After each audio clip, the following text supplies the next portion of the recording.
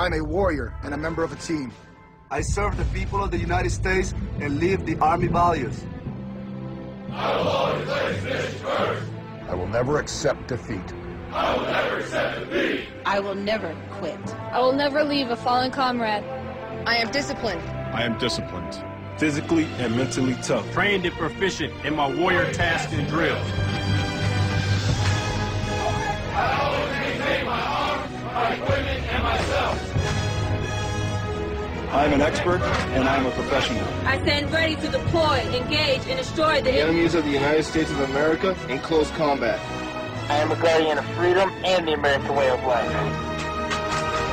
I am an American soldier. I am an American soldier. I am an American soldier. There's strong, and there's Army strong. See what it takes at GoArmy.com. Okay, so walking into my cafeteria, all of a sudden, my table's missing. And I'm like, where's my table? And I look over and there's some hot guy in a uniform. And I'm like, what is he doing with my table? And come to find out that he's recruiting for the military. And I see them, not necessarily the same hot guy. I see military recruiters on, I want to say like maybe 2 or 3 times a month. In 1973, the draft ended and the military returned to a policy of voluntary enlistment only. The Iraq War, which started in 2001, has presented one of the greatest challenges to recruitment. Scholars, such as Zia Mian, theorize that low recruitment and higher desertion might be due to popular discontent with the reasons behind the war and how it is being fought. In 2005, the crisis in military recruitment was well publicized as the lowest year since 1979. In recent years, the budget for recruitment has continued to increase, but the number of recruits has not increased greatly. MarchToSuccess.com is a website sponsored by the U.S. Army, with an average of 17,000 new users registering each month.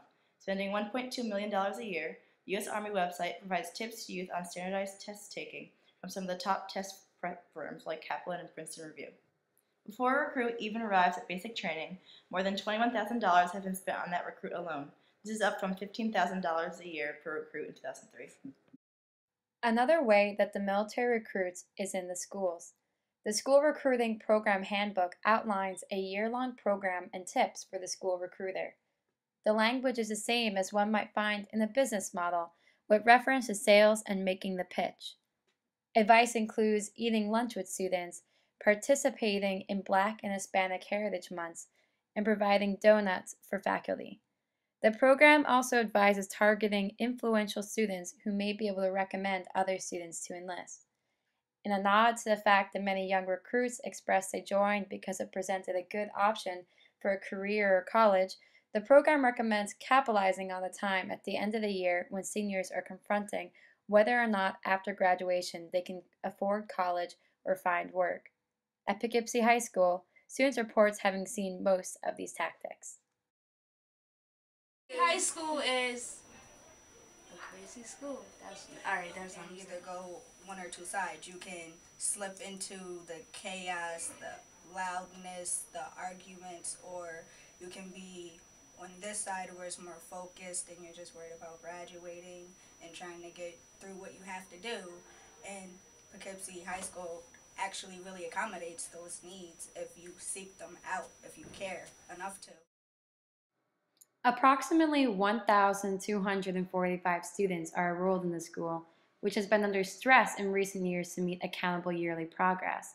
The most recent data from the 2009 to 2010 report card shows that 59% of all students graduate in 4 years, in comparison to the state standard of 80%. When asked, participants in the study, who are all seniors, expressed their desire to continue education. They also mentioned that graduating high school takes dedication. What does it take to graduate? At the top of the list would definitely be hard work, because you can't get anywhere in life without hard work. And it takes a lot of dedication, a focused mind, and you can't be a person that's easily distracted, because then, especially going to Poughkeepsie, because you would get lost in so many different things. It takes effort. You got to want to graduate. You got to want to be successful in life. According to research by the National Priorities Project, low-income schools like Poughkeepsie High School are exactly the type of school that recruiters target. The highest recruitment rates, defined as the number of recruits per 1,000 of the 18 to 24-year-old population, were found in counties that were relatively poorer than the rest of the nation. All of the top 20 counties had median household incomes below the national level, and 19 of the 20 had median household incomes below the respective state level. Montana had the highest number of recruits, Rhode Island the lowest.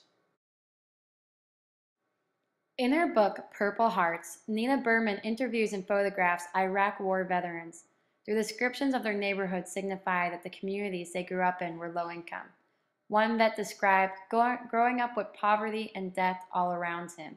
Another said, there was nothing out there, no good jobs, so I figured this would have been a good thing.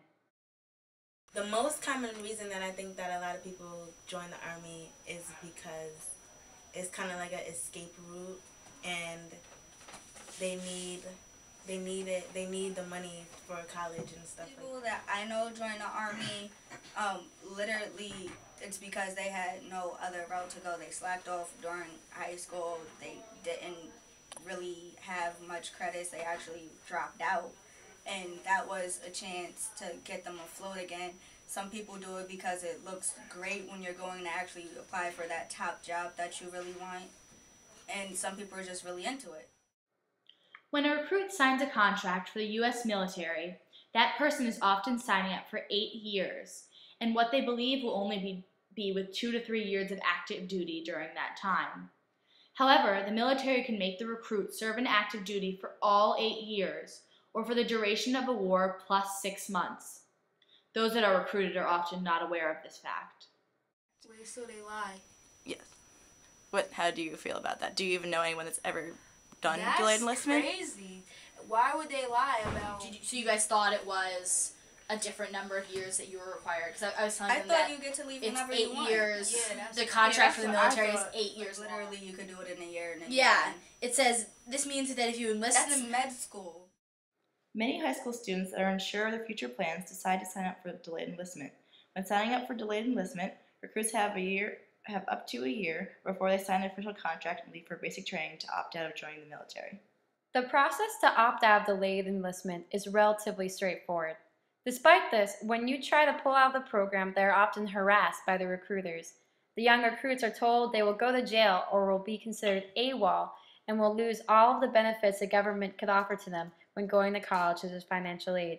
This discourages many of them from trying to leave. They could go to jail themselves if they lie about that, right? They can get punished. I understand. How can you lie? Aren't you being disloyal to your country? You're gonna expect me to sign myself up, be loyal to my country, fight for my country, and you're not being loyal to me. You're supposed to want to fight for your country, and you're supposed to, in America we stand, da-da-da. I don't want to fight for my country. I really don't. No Child Left Behind was created in 2001. For the terms of this act, if schools allow colleges on their campus to address students, then these schools are also required to let military recruiters onto their campus.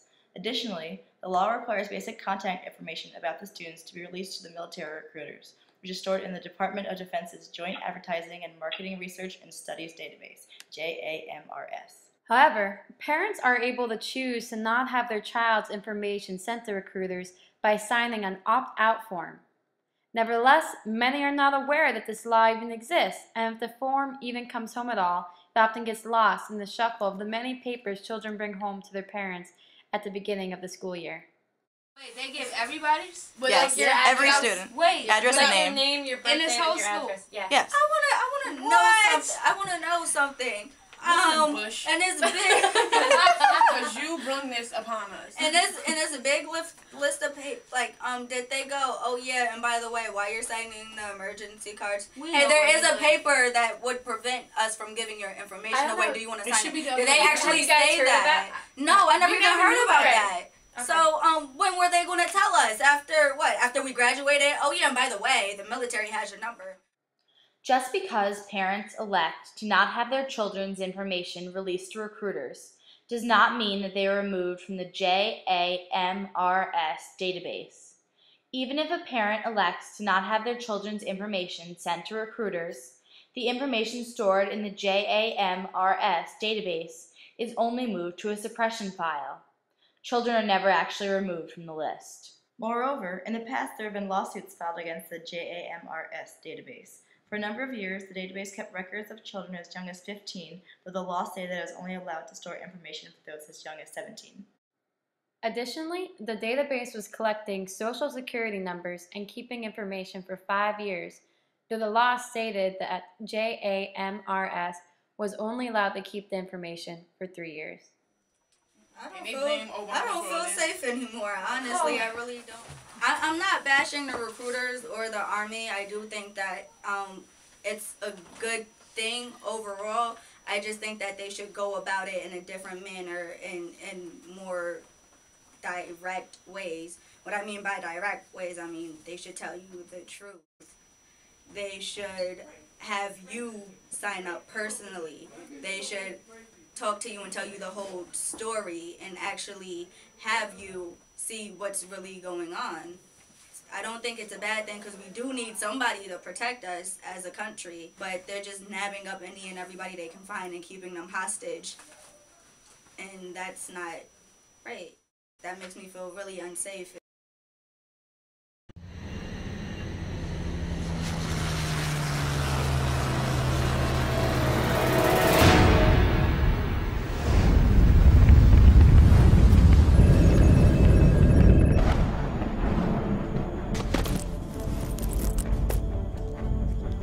Not picking anything up. Switching to thermal.